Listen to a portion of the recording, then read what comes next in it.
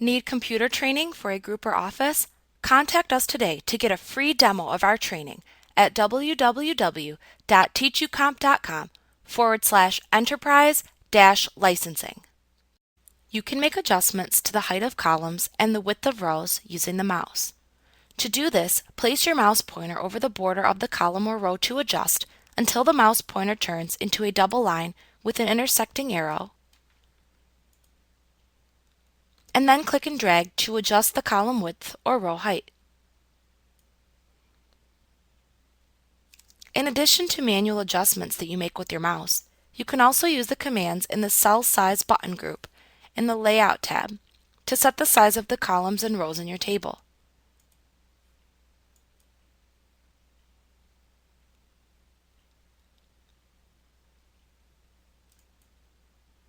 You can do this by first selecting the cells whose width or height you wish to adjust.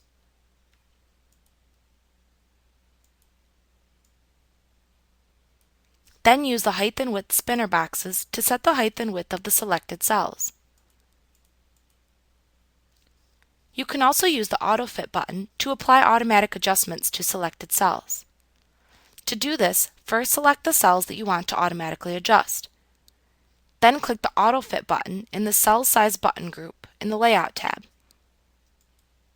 Then select the method of adjustment to apply: Auto Fit Contents, which will resize the cells to fit their content; Auto Fit Window, which will stretch the table across the page to fit the window; or Fixed Column Width, which allows you to set the width of the columns by hand using the techniques we just learned.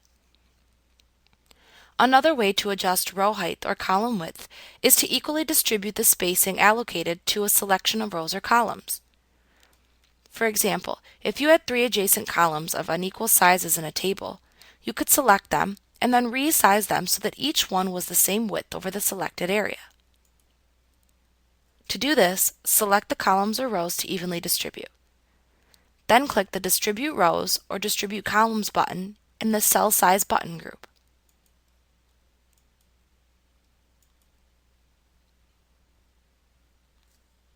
This will distribute the selected columns or rows equally over the selected area. Like what you see? Get a free demo of our training for groups of 5 or more at www.teachucomp.com/enterprise-licensing.